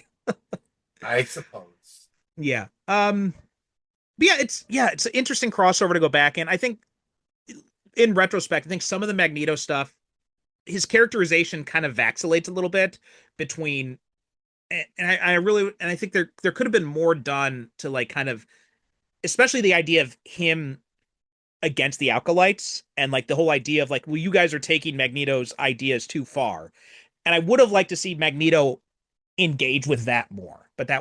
that was I guess beyond the scope of this crossover. So that part of it was a little bit disappointing going back and rereading this. You never see really Magneto engage with the fact that, okay, these guys that you've decided to let follow you, they just tried to kill a whole bunch of little kids. Right. Right. How about you? Any final thoughts about Fatal Attractions? Um, you know, I'll echo one more time what I had been saying. I think for me, this was such a formative time for me and my relationship with comics, me and my relationship with the X-Men.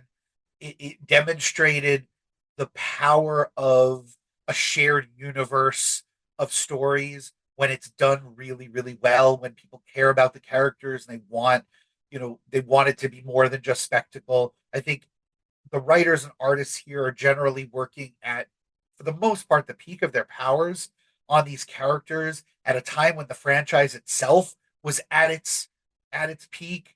Like, to me, it like it doesn't get better. This is my happy place. You know, when the pandemic started and I was locked in my house, and, you know, obviously there's a lot of anxiety about what the future was going to look like. I took a break from reading the comics that were coming out at that time, and the period of comics I went back to was 90s X-Men.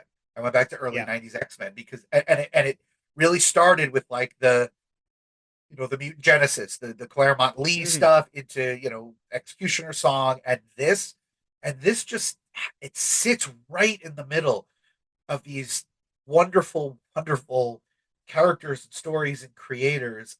I like I said, I fell in love with it all over again, having reread it for this, and I hope that comes through in the episode. I hope that the listeners feel that love, because I'm staring at my two big trades, and I just, they're some of my most prized possessions. I Hmm. absolutely love them. Yeah, yeah, it's a lot of fun. I really think I echoing what you had said a few times throughout the episode is that this era of X-Men I think does get unfairly maligned. I would not even call this like yeah, maybe it's a bit of a step down from what came before and what would come after, especially when you look at like the Morrison stuff. But this it was a definitive era for a whole generation of fans because this coincided with the animated series and like the X-Men at Yeah. being like the peak of their popularity. So I really feel, and I'm glad that Marvel isn't shying away from this stuff like DC tends to do with a lot of the 90s stuff, but and they seem really committed to continuing these epic collections into the 90s. Right now they're at about like 93, 94, so they're gonna, and Yeah. it seems like they're gonna keep going forward with this. Um so yeah, I think it's really cool to see these things staying in print, and yeah, I hope people will continue checking that out. I'm looking forward to diving into those more modern epic collections myself, and revisiting a lot of the stuff from Mutant Genesis up on through. Yeah, I recommend it. The Epic Collection's a really great format. They're big and they're expensive, but I think you really do get a lot for your money because they're putting things together. They're including one shots and annuals and, you know, other sort of like Wizard magazine covers and trading cards and like everything they could that was happening in that particular moment of that particular comic. It gives you a sort of comprehensive look. And then I can only imagine if you've got a shelf full of epic collections, just reading them one into the next, into the next, into the next, that sense of continuity, I think will really help immerse you in the material. I think it's a really good format. Yeah, absolutely. And also they frequently go on sale digitally as well. Like they're often on sale for like, $5-6. So that's a really cool idea too. And they have them like all basically mapped out. So like if you look at like a Comic Vine or something, they have like, this is like volume, 3, and then they have like volume 7. But the other ones that haven't been released yet, they're still mapped out and they're planning to release them. So I think that's really cool that they've actually mapped all these out already. Absolutely. Okay. Scott, this is so much fun. We got to have you on again in the future to talk about more 90s X-Men stuff. But for now, yes. Anything you'd like to promote? Anywhere you'd like to send people?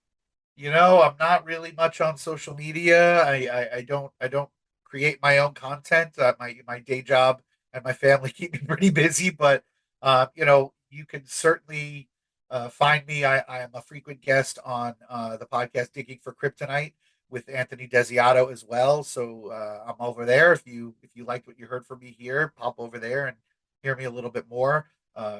Keep listening to all of Perry's podcasts because they're absolutely spectacular, and I hope you'll hear me again on them real soon. Yep. Well, you're always welcome back. You're one of the people that has a standing invite anytime you want to come back on. As for us, yeah, thank you. As for us, superherocinephiles.com is the website. We are superherocinephiles.com on Blue Sky, Super Cinema Pod on the others. And please remember, too, if you want interested in checking out my serial on Patreon or Substack, you can find information about that in the show notes. Thanks so much for listening, and we'll talk to you next time.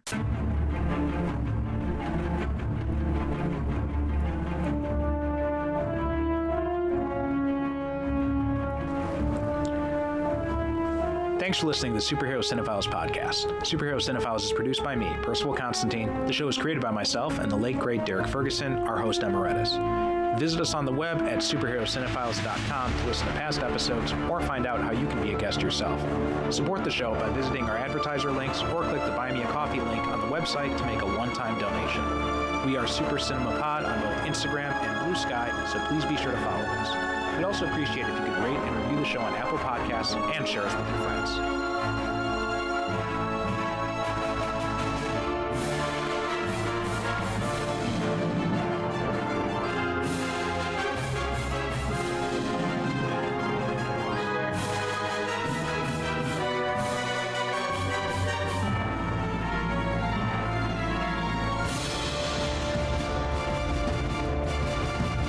Thank you for listening. And as always, good night, good evening. God bless.